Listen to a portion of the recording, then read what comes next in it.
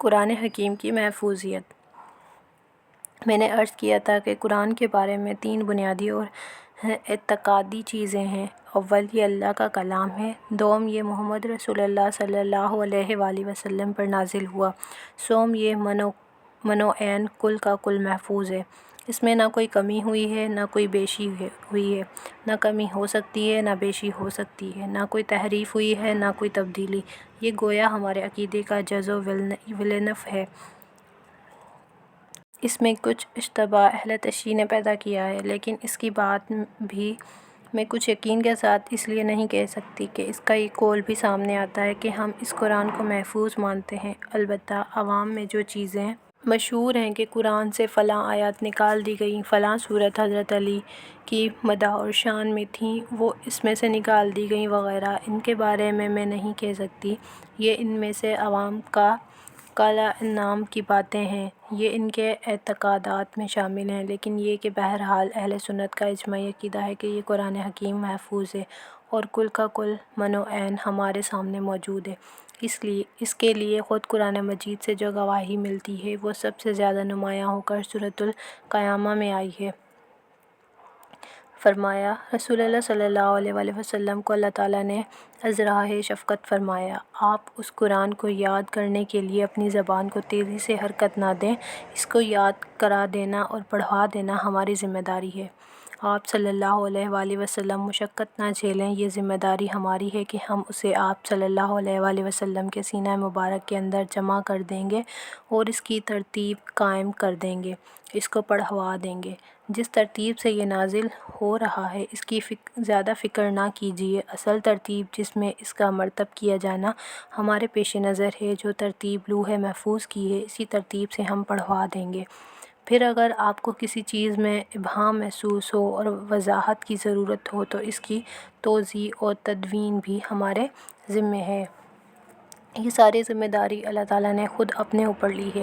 اگر ان آیات کو کوئی شخص قرآن مجید کی آیات مانتا ہے تو ان کو ماننا پڑے گا کہ قرآن مجید پورے کا پورا جمع ہے، اس کا کوئی حصہ ضائع نہیں ہوا۔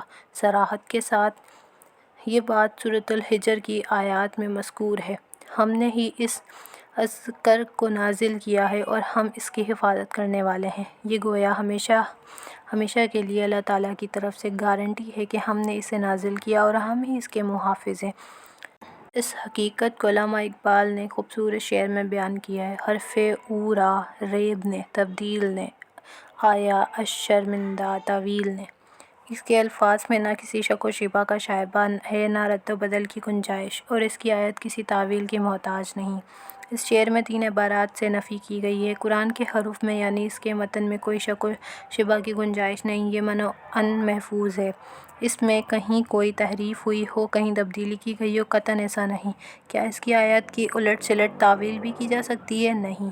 یہ آخری بات بظاہر بہت بڑا دعویٰ معلوم ہوتا ہے، اس لیے کہ تاویل کے اعتبار سے قرآن مجید کے معنی میں لوگوں نے تحریف کی، لیکن واقعہ یہ ہے کہ قرآن مجید میں اگر کہیں معنوی تحریف کی کوشش بھی ہوئی ہے تو وہ قطعاً درجہ استناد کو نہیں پہنچ سکتی، اسے کبھی بھی استقلال اور دوام حاصل نہیں ہو سکتا۔ قرآن نے خود اس کو رد کر دیا۔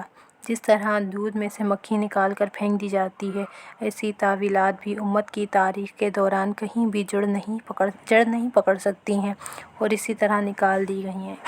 اس بات کی سند بھی قرآن میں موجود ہے۔ سورۃ الحمل سجدہ کی آیات میں ہے: باطل اس قرآن پر حملہ آور نہیں ہو سکتا، نہ سامنے سے نہ پیچھے سے، یہ ایک حکیم و حمید کی نازل کردہ چیز ہے۔ یہ بات سرے سے خارج از امکان ہے کہ اس قرآن میں کوئی تحریف ہو جائے، اس کا کوئی حصہ نکال دیا جائے، اس میں کوئی غیر قرآن شامل کر دیا جائے۔ سورۃ الحاقہ کی یہ آیات ملاحظہ کیجیے جہاں گویا اس امکان کی نفی میں مبالغے کا انداز ہے۔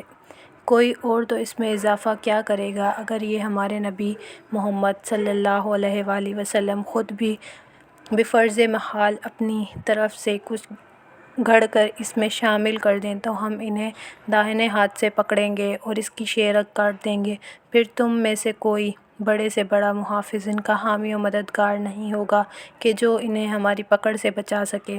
یہاں تو محمد رسول اللہ صلی اللہ علیہ وآلہ وسلم کے لیے بھی اس شدت کے ساتھ نفی کر دی گئی۔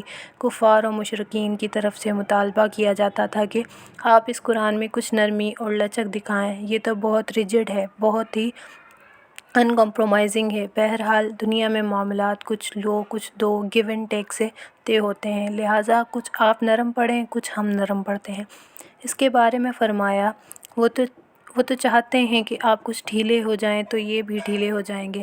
اور سورۃ یونس میں ارشاد ہے، انہیں ہماری آیات بینات سنائی جاتی ہیں تو وہ لوگ جو ہم سے ملنے کی توقع نہیں رکھتے کہتے ہیں کہ اس قرآن کے بجائے کوئی اور قرآن لائیے یا اس میں کچھ ترمیم کیجیے۔ اے نبی، ان سے کہہ دیجیے، میرے لیے ہرگز ممکن نہیں ہے کہ میں اپنے خیال اور ارادے سے اس کے اندر کچھ تبدیلی کر سکوں۔ میں تو خود پابند ہوں اس کا جو مجھ پر وحی کیا جاتا ہے۔ اگر میں اپنے رب کی نافرمانی کروں تو وہ مجھے ایک بڑے ہولناک دن کے عذاب کا ڈر ہے۔ یہ ہے قرآن مجید کی شان کہ یہ لفظاً، معناً، متناً کلی طور پر محفوظ ہے۔